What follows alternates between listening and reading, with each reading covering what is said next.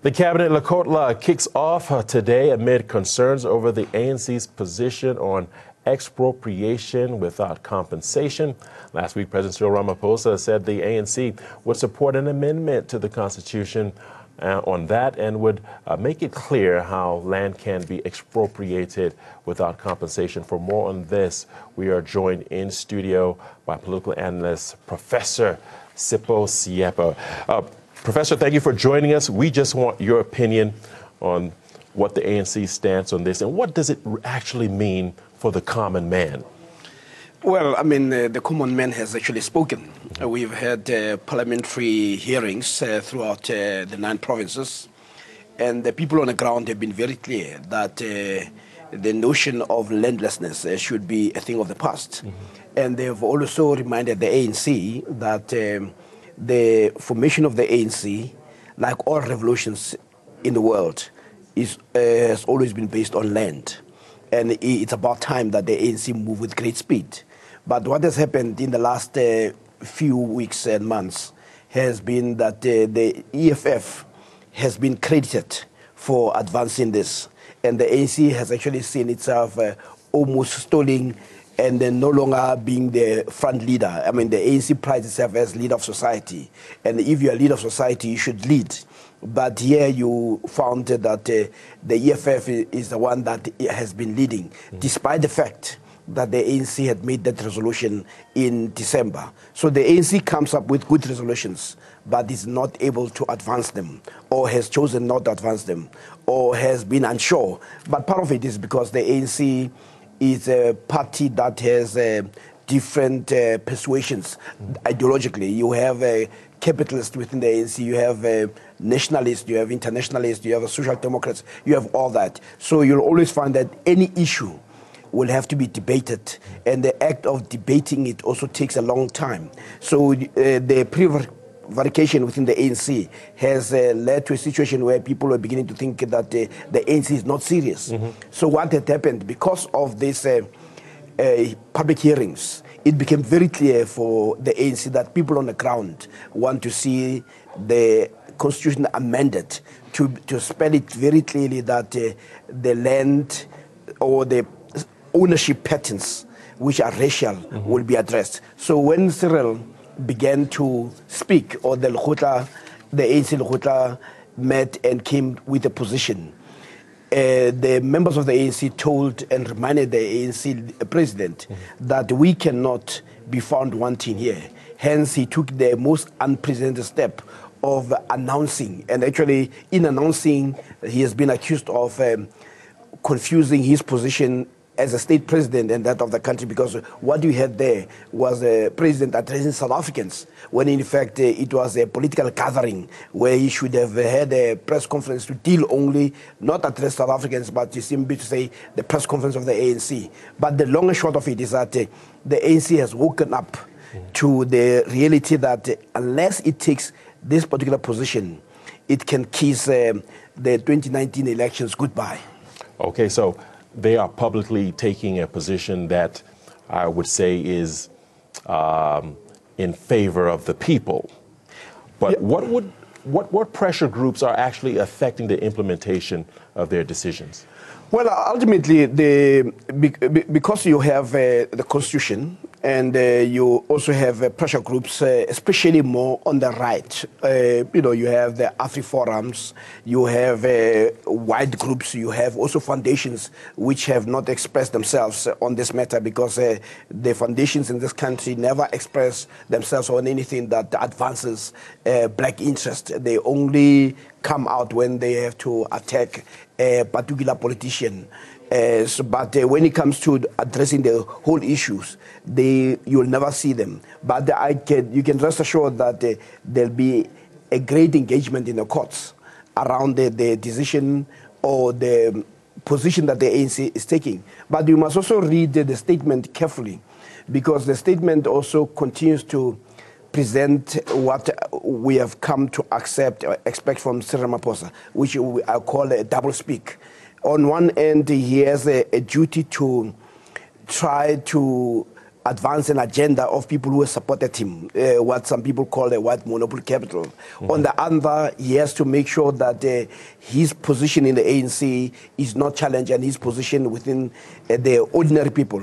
When you get into a presidency with such a lowest margin, less than 2%, it is important for Cyril to get a good outcome in the next year election so that he can say, I've been voted by the people. So this retreat is more political expediency and election ploy by the ANC. I don't think the ANC has been so much committed to this notion of land expropriation without compensation.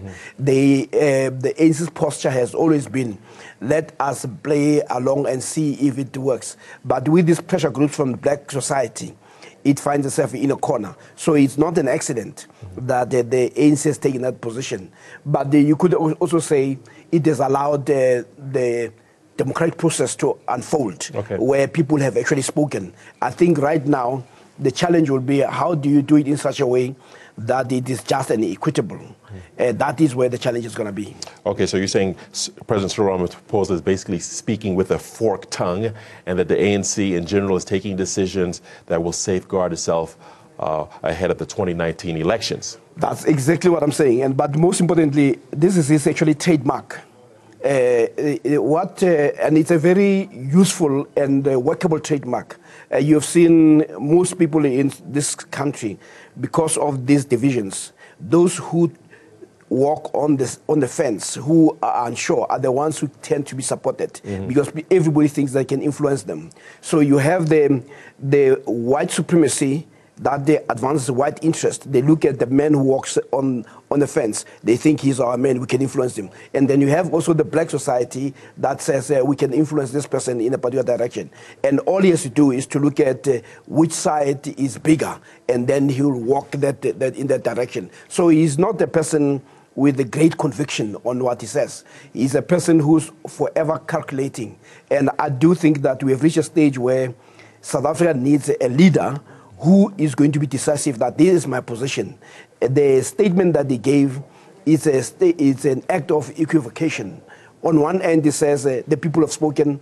On the other hand, it says, but there's also a growing body of research that suggests the Constitution is fine as it stands. So the question that the EFF will ask him is, Chief, where do you stand? In the same way that they've asked him in Parliament, that which policy of the ANC do you advocate? Because we don't seem to get a sense. Are you supporting radical economic transformation, or are you supporting the NDP? And when he's asked those questions, you find him again waffling. But it's all footwork, simply to avoid not being in a corner. All right, let's fast track and talk about some other political issues that have taken place over the course of the day or so. We talk about Patricia de Lille, her resigning as a mayor. What's your view on that?